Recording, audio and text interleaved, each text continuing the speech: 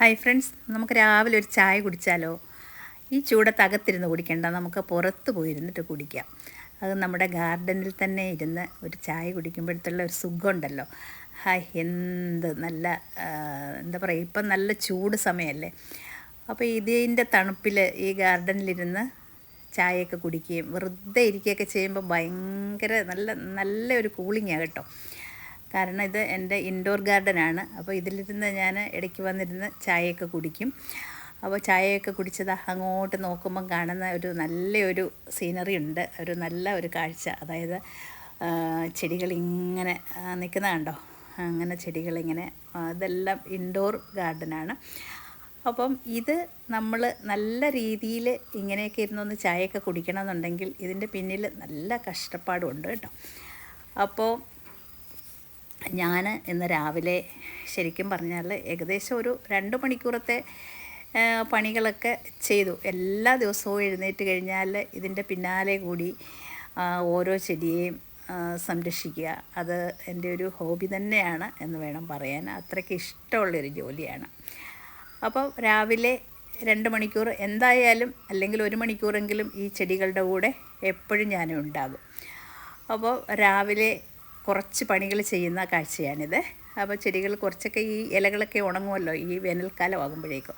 അപ്പം അതൊക്കെ നമ്മൾ മാറ്റിയിട്ടിട്ട് പിന്നെ വീണ്ടും പുതിയ 1-2 ചെടികൾ, 2 ചെടിയെങ്കിലും ഒരു ദിവസം പുനർജീവിപ്പിച്ചെടുക്കും. കാരണം പഴയ ചെടികൾ ഒക്കെ വെയിൽ കൊണ്ട് കുറച്ചൊക്കെ വെയിലത്തൊക്കെ ഇരുന്ന ചെടികളൊക്കെ അഴുക്കായിപ്പോവും. അപ്പോൾ ഇതൊക്കെ ഞാൻ വെള്ളത്തിൽ ബോട്ടിലിൽ വെച്ചിട്ട് വേര് പിടിപ്പിച്ചിട്ട് വീണ്ടും അതിനെ നട്ടെടുക്കും.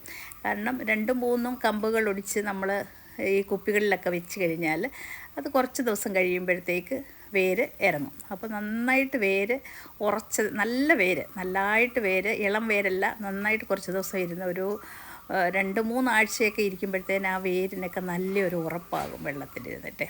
അപ്പോൾ അതായത് കൂടുതലും ഇലച്ചെടികളാണ് ഞാനങ്ങനെ ചെയ്യാറുള്ളത് കേട്ടോ. അപ്പോൾ എന്നിട്ട് പിന്നെ അതിനെയൊക്കെ നട്ട് കൊടുത്തിട്ട് വീണ്ടും വേറെ ബോട്ടിലേക്ക് വീണ്ടും അതുപോലെ കമ്പുകളൊക്കെ ഒടിച്ച് കൊടുക്കും. എന്നിട്ടിങ്ങനെ ചട്ടികളിൽ വീണ്ടും നമ്മൾ നിറച്ച് കൊണ്ട് പോയ ചെടിയുടെ സ്ഥാനത്തൊക്കെ പുതിയ ചെടികൾ അങ്ങോട്ട് കൊണ്ടുവയ്ക്കും.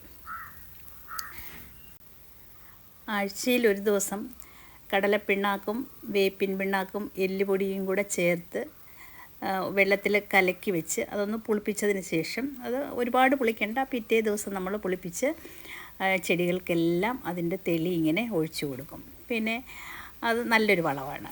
പിന്നെ അതുപോലെ തന്നെ ഈ ചെടിയുടെ ഇടയിൽ ഒരുപാട് കരിയിലകളും ചെടിയുടെ തന്നെ നമുക്ക് ഉണങ്ങിയ ഇലകൾ അതൊക്കെ നമ്മൾ ഇടയ്ക്കിടയ്ക്ക് തൂത്ത്, ചില ദിവസങ്ങളിൽ രാവിലെയും വൈകിട്ടും അത് വൃത്തിയാക്കേണ്ടി വരും. അതുപോലെ തന്നെ രാവിലെയും വൈകിട്ടും വെള്ളവും ഒഴിച്ചതുപോലെ കൊടുക്കും.